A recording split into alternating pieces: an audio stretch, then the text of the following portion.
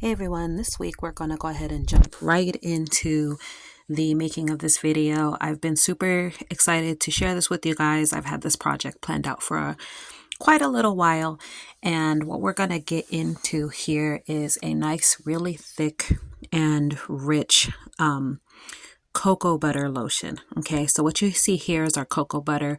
Depending on the manufacturer, it's going to be either a little bit softer or harder, but I prefer and recommend that you guys get raw, unrefined cocoa butter. That way you guys can make sure that it comes out the proper texture. Okay, and that's our wax mixture between cetyl alcohol and BTMS 50. BTMS 50s are emulsifier. The cetyl alcohol is to give it a specific type of texture to help really thicken it up and work wonderfully with the properties of the cocoa butter.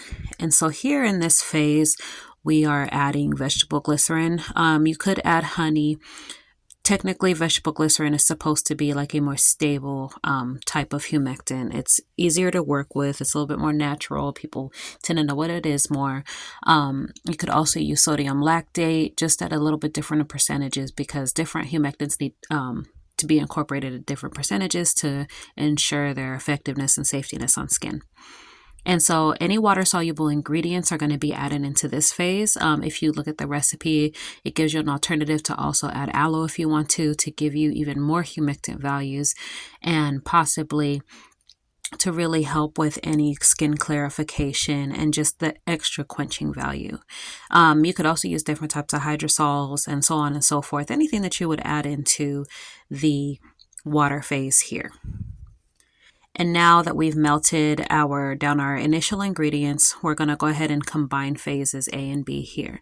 So the key here is that you want to make sure that they are both heated phases in this sense. I've said before that you don't always have to heat them because as long as it's room temperature, it tends to be fine when it levels out and you mix it together. But in this case, because we're using a much harder butter and a little bit of the cetyl alcohol that helps to thicken it more, you're going to want to make sure that they're both heated, because otherwise what happens is if the water's too cold, especially in these colder months, it will begin to make harden the wax and cool it too much. So it's not going to mix as smooth as you would like it to. And then here we're seeing the beautiful process of emulsion where you have the combining of the of our butters, oils, and waters together, because we all know that oil and water doesn't mix, but when you're making an emulsion, you're bringing all these properties together and creating something entirely new here.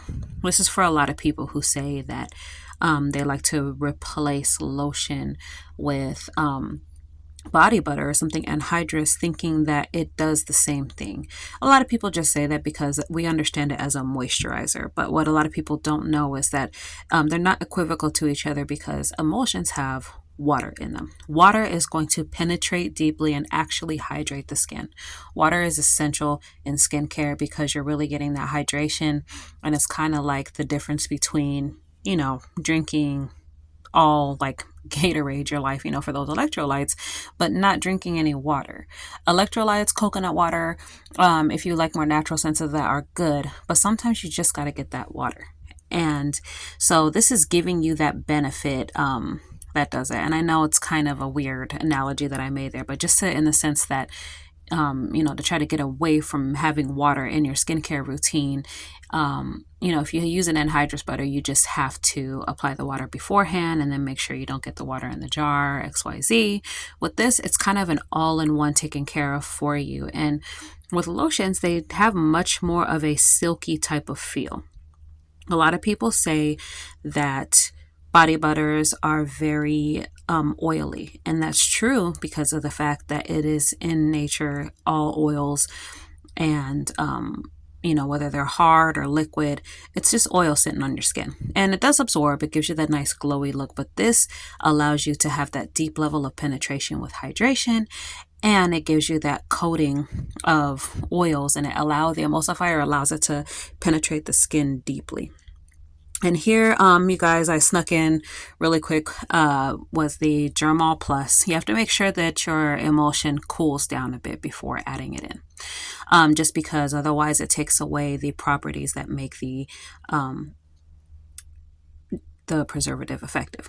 And so this is our final texture, guys. This is unscented, but as you know, cocoa butter naturally has like a light cocoa sweet chocolatey type of scent. It goes very well with vanilla, so you guys can add your own fragrances if you want to. Just adjust the formula properly to still maintain the proper percentages. It's really important. But this is essentially what we have, guys. It's kind of a really thick type of yogurt type of feel. It's scoopable and it doesn't get messy. Overall, just a beautiful, super hydrating type of cream, especially if you have dry winter skin, dry summer skin, dry skin, period.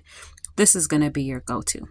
So you guys make it and let me know how it turns out on the flip side.